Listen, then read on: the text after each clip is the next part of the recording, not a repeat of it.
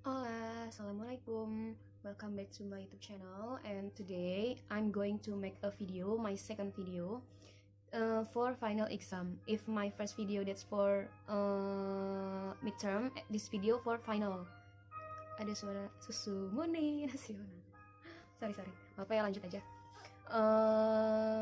Sampai mana tuh ya tadi?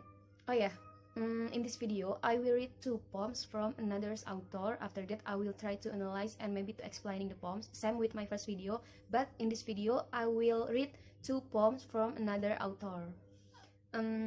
Sebelumnya semoga siapapun yang nonton video ini bisa mendapatkan informasi tambahan atau ilmu tambahan, mungkin tentang puisi atau tentang pengarangnya atau tentang analisis atau tentang apapun yang ada dalam puisi ini, karena video ini dibuat bukan semata-mata hanya untuk mendapatkan nilai dari dosen, tapi ya diniatkan juga untuk berbagi ilmu atau mungkin syukur-syukur bisa menginspirasi kalian untuk bisa ikut tertarik mungkin menganalisis puisi, membaca puisi, membuat puisi, mengenal pengarang atau mengenal karya sastra lainnya. Ya semoga kan, gak ada ya, semoga berharap aja video ini bermanfaat. Oke, before I read the poems, I will give the information about the author. Jadi di sini aku bakal ngasih tahu dulu, karena di video pertama aku kan ngasih tahu tentang biografi atau karya-karya dari penulis, dan in this video I will give the information about the author. For the first poems, I will read poems by Naomi Shihab Nye, entitled is Kindness. Oke. Naomi Shihab Nye adalah seorang penyair, penulis lagu, dan juga novelis. Beliau dilahirkan dari ayah yang berketurunan Palestina dan juga ibu yang berketurunan Amerika. Jadi Naomi ini apa ya namanya? Kalau di bahasa Indonesia, kalau di bahasa Indonesia itu apa ya namanya? Kayak campuran gitu loh, darah campuran Palestina sama Amerika. Terus Naomi ini mulai menulis puisi pertama pada usia 6 tahun. Bayangin coba, 6 tahun udah menulis puisi. Kita 6 tahun masih main selokan kali ya, masih main-main hujan-hujanan, masih apa, tapi beliau sudah menulis puisi. Wow, proud banget sih. Terus sejauh ini Naomi itu sudah menerbitkan atau berkontribusi lebih dari 30 volume. Karya-karyanya itu termasuk puisi, fiksi, muda dewasa, buku bergambar, dan juga novel. Naomi ini lahir pada tanggal 12 Maret 1952. Beda satu hari, cuma tahunnya jauh. Aku 13 Maret 1997 dan beliau 12 Maret 1952. Pendidikan terakhirnya itu Naomi lulusan dari Trinity University 1974. Dan penghargaan yang pernah diraih oleh Naomi ini ada Ivan Sandrov Lifetime Achievement Award, National Poetry Series, dan lain-lainnya. Oke, mungkin segitu aja untuk memperkenalkan pengarang. Now I will read the poems by Naomi Shihab Nye, entitled It's Kindness. Okay, stay tuned. Check it out. Kindness. Before you know what kindness really is, you must lose things. Feel the future dissolve in a moment like salt in the wakened bird. What you held in your hand, what you count and carefully said. All this must go so you know how this salt landscape can be between the regions of kindness. How you write and write, thinking the bus will never stop. The passengers eating maize and chicken will stare out the window forever. Before you learn the tender gravity of kindness, you must travel where the Indian in white poncho lies dead by the side of the road. You must see how this could be you, how he too was someone who journeyed through the night with plants and the simple bread that keep him alive. Before you know kindness as a deepest thing inside, you must know sorrow as the other deepest thing. You must wake up with sorrow. You must speak to it till your voice catch the thread all of sorrow and you see the size of the cloud. Then it is only kindness that makes sense anymore, only kindness that ties your shoes and sends you out into the day to mail letters and purchase bread, only kindness that raises its head from the crowd of the world to say, "It is I you have been looking for," and then goes with you everywhere like a shadow or friend. Yeah, this poem is shooting and confessing. The use of the word before in the first part of the poem shows the poet's understanding that kindness is a long quality. Often it can be felt after feeling a loss, awareness of eternity, and inhibiting the distraction between the extraordinary expression, the realm of good.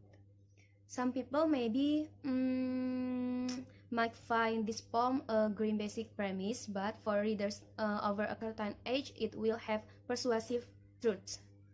Naomi, a contemporary American poet with a Palestinian background, write about kindness as a way of life, a serious, discreet actions.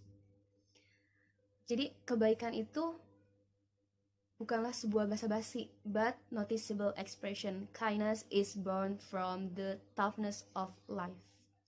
Okay, next, the second stanza takes us to the image of black people. Implicity is that black people are victims of minority. Ya, emang mungkin kebanyakan di beberapa negara, mungkin ya nggak cuma di satu atau beberapa negara atau satu beberapa daerah, kaum hitam itu menjadi minoritas dan lebih sering kayak menjadi bahan bulian, padahal itu kan nggak boleh. Dan kindness ini tuh memang temanya ya kebaikan yang mana nggak semua orang memiliki dan nggak semua orang mendapatkan. Jadi nggak semua orang itu memiliki kebaikan dan nggak semua orang itu mendapatkan kebaikan gitu. The claim of this stanza is that everyone is a person, individuals without replication, with aspirations and goals. Okay, next, that mass is one of the few that is heard through the second part of the poem. Before we reach the wisdom of kindness, said the poet, there are difficult requirements to deal with. All must be done with pervasive presence sadness. The verse ends with a strong image. You must speak to it, sadness, till your voice catch the thread all of sorrow and you see the size of the cloth. Okay, out of mass appears then is important from the last stanza. According to Shihab Nai, only after various meetings with sadness will people know the kindness. Ya, ironis sih kayak gitu ya. It is not we who find the personified kindness, but the kindness who find us. Informs and guide us becomes permanent friends, shadow or friends. It is found by our kindness attaining meaning and a kind of hope that liberates lust and sadness. Okay, that's maybe for my oh my god, susah banget ngomongnya. For first poems, and we continued for the second poems. The second poems, I will read the poems by Jane Hirshfield. Sebelumnya, sama kayak yang puisi pertama, aku bakal ngasih tahu beberapa informasi mungkin about the author, tentang penulis. Jane Hirshfield lahir pada tanggal 24 Februari 1953 di Manhattan, kota New York, Amerika. Pendidikannya itu di Universitas Princeton. Penghargaan yang pernah didapat atau diraih oleh Jane Hirshfield itu beasiswa, bacanya bingung, Guggenheim untuk seni kreatif AS dan Kanada. Terus pernah juga meraih nominasi National Book Critics Circle Award for Poetry. Jane Hirshfield ini adalah seorang penyair, penulis esai dan juga penerjemah Amerika. Ada 9 buku puisi Hirshfield yang telah menerima banyak penghargaan. Buku kelimanya, Given Sugar, Given Salt, adalah finalis untuk National Critics Circle Award, dan koleksi beliau yang ke-6,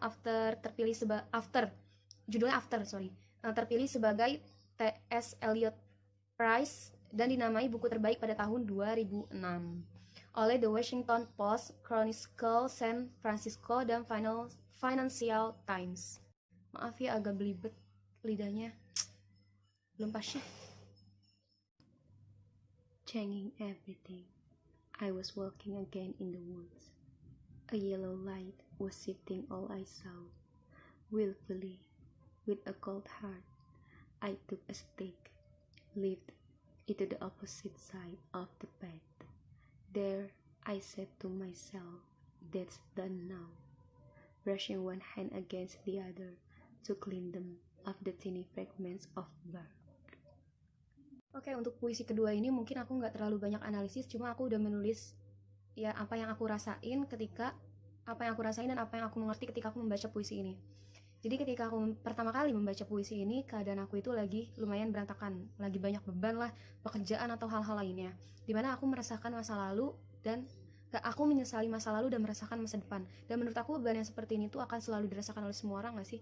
Kita tuh akan merasakan, akan ada di fase dimana kita tuh kayak menyesali beberapa hal yang pernah kita lewati di masa lalu dan kita mengkhawatirkan hal-hal yang akan terjadi di masa depan gitu. Itu adalah beban yang gak akan pernah bisa kita goyangkan, gak akan pernah bisa kita hindari gitu.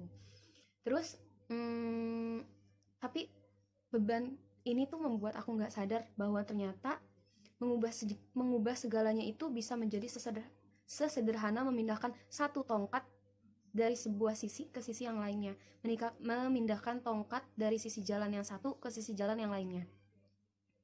Terus pada awal puisi ini, pejalan kaki hanya menempuh jalan setapak di bawah sinar matahari yang hangat.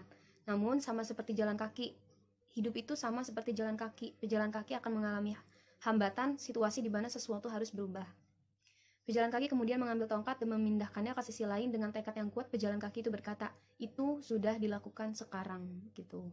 Jadi untuk semua keresahan dan beban itu sebenarnya bisa kita atasi, bisa kita hadapi dengan tekad dan keyakinan yang kuat. Yang penting kitanya mau berusaha untuk menghilangkan beban-beban itu, menghilangkan keresahan-keresahan itu. Ya ibaratnya itu sebenarnya semudah memindahkan satu tongkat dari satu sisi ke sisi yang lain. Yang penting kita yakin, gitu. Terus maka ia akan menjadi sangat, ketika dia menyekat tangannya dengan bersih dari situasinya, maka ia akan menjadi sangat bijaksana untuk mendekati perjuangan hidup. Alih-alih mengkhawatirkan kendala tersebut, cukup ambil tindakan dan terima hasilnya. Ya benar, jadi kita cukup mengambil tindakan, lalu untuk hasil akhir itu ya kita pasrah aja. Kita yang penting udah berusaha.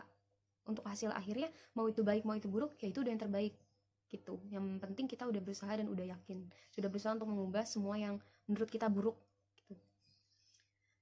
Jadi kita tuh sering banget kayak membanjiri diri kita dengan hal-hal yang gak bisa kita ubah. Alih-alih hal yang dapat kita ubah, ambil saja tongkatnya lalu pindahkan. Setelah itu tidak akan terlihat dan tidak akan terpikirkan. Jadi buat kalian semua yang sekarang mungkin lagi merasakan suatu beban atau suatu masalah atau apapun, semangat, kalian harus bangkit, kalian harus berproses, kalian harus kuat, kalian harus memindahkan tongkat itu ke jalan yang lain. Gak apa-apa sakit dulu, nanti hasilnya, ya hasil itu gak akan mengkhianati proses kok, yakin. Oke, semangat. I think enough for my video today. Sebelumnya, I'm so sorry for all my mistakes in this video. Mohon maaf untuk kekurangannya atau ada kesalahan-kesalahan yang gak sengaja di video ini. Dan sekali lagi untuk semuanya, untuk kalian semua yang menonton, semangat menjalani hidup. Jangan terpuruk, gak boleh terpuruk karena apapun. You deserve to be happy. Kalian harus kuat, kalian harus bahagia. Gak boleh insecure, pokoknya say no to insecurities, karena kita semua itu diciptakan dengan porsi yang sudah sangat pas oleh Tuhan. Banyakin bersyukur, intinya bersyukur for everything. Thank you so much. Don't forget to keep healthy, stay safe, and maybe like, comment, and subscribe this video. Bye-bye. Assalamualaikum.